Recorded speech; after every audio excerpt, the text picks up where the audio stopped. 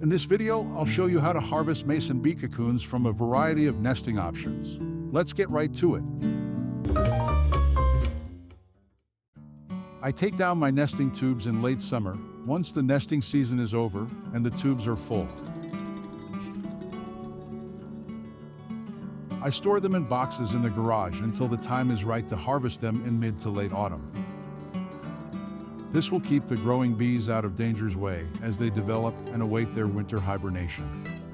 During the nesting season, I always give my bees a variety of nesting options.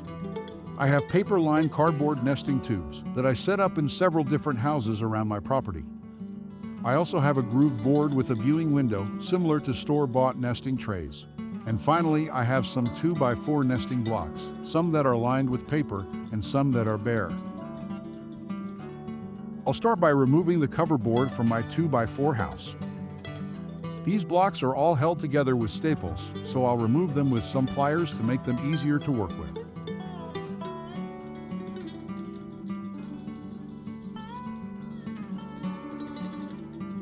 Next, I'll attach one of the boards to the side of the table with a clamp, and then use my saw to carefully start a small groove, cutting across the holes. Mason bees always leave a small space about an inch long between the last nesting chamber and the outside wall. This space provides an extra layer of defense and protection against would-be predators, so my saw will not be disturbing any of the actual cocoons. With all the grooves cut, I can now take a chisel and split the board along the first 2 nesting holes. This will reveal the cocoons, making it relatively easy to extract them. Using a chopstick, I'll gently prod each cocoon out of the tube. Definitely take your time during this cocoon extraction stage. The bees are in a state of hibernation, and you want to disturb them as little as possible. Now, technically, you could just leave your bees in the cavities. They could then dig their way out naturally in the spring. In practice, it's better to harvest and then clean them, as this reduces the risk of disease and parasite activity.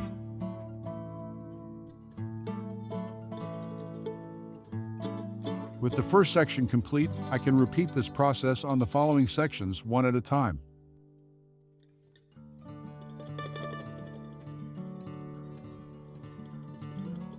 The next type of 2x4 block is one that has holes cut all the way through.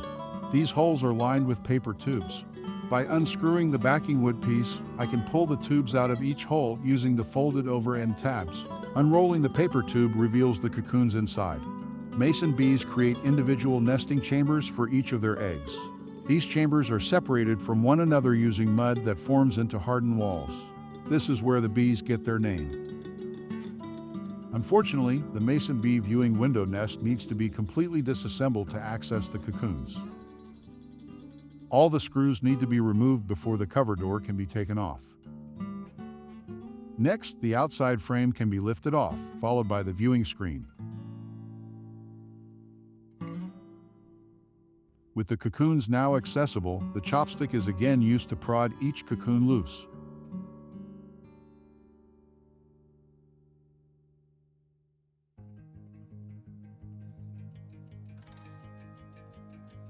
The cardboard tubes are the final nesting method that need to be opened. These tubes make up the bulk of my bee nesting options, so thankfully they're easy to process. Using the pull tab on the end, the tube liner simply needs to be pulled out and then unraveled. As I go, I'll separate out all of the mud pucks and any other debris I come across in the tube. Sometimes there'll be unused pollen bundles or compromised bee cocoons. It's important to separate these out, as you do not want your bee colony being infected by parasites or pollen mites. Here's an example of a common predator, the parasitic chalcid wasp. It sneaks into bee nesting tubes, paralyzes the mason bee larvae, and then lays its eggs inside the cocoon. Then the wasp larvae eat the mason bee larvae as they develop into adult wasps. Another common pest is the Houdini fly. It'll lay its eggs directly on the pollen bundle, and when they develop, the fly maggots will eat all the pollen.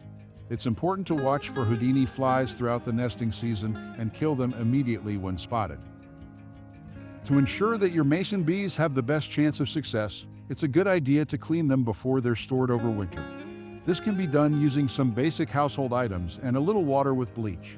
I'll first pour some lukewarm water into a baking tray and measure out a small amount of bleach. A 5% bleach water solution should be enough. After pouring in the bleach, I'll swirl around the water with a stick and then carefully add the cocoons.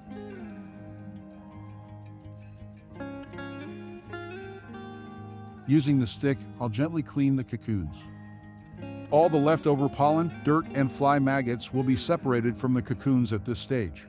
It's important to be thorough and take your time with this process. After a good rinse, I'll use a sieve to collect and remove the cocoons.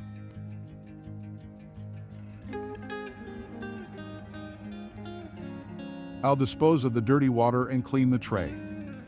Next, I'll repeat the cleaning process again using just warm water. You can do this as many times as is necessary to ensure the cocoons are completely clean.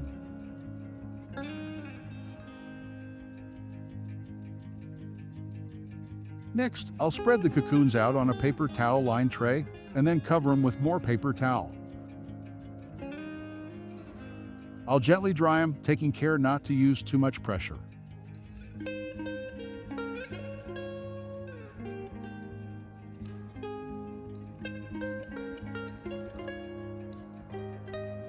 After replacing the wet paper towel, I'll carefully inspect the cocoons, looking for any that may be compromised or still a little dirty. I'll leave the clean cocoons out to dry for several hours before again changing the paper towel. Next, I'll place them in a plastic storage container. Make sure you have holes in the container to allow air in and moisture out. For storage, I'll separate the bees into male and female bees so I can distribute them across my many nesting stations in the spring with a more even distribution ratio. Having approximately 2 males to every female will ensure each female should have a mating partner. Female bee cocoons are larger than the male cocoons and can be found in the innermost chambers of the tubes.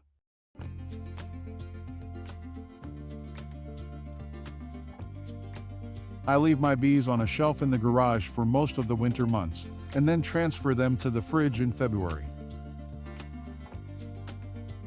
They'll stay in the fridge until the temperature reaches a consistent 13 degrees Celsius or 55 degrees Fahrenheit. This will ensure the bees do not hatch too early if the weather isn't suitable. Well folks, I hope you've enjoyed the video and decide to give mason bees a try in your own yards. I have several other mason bee videos if you're interested in learning more. Thanks for watching, and if you haven't already, please subscribe.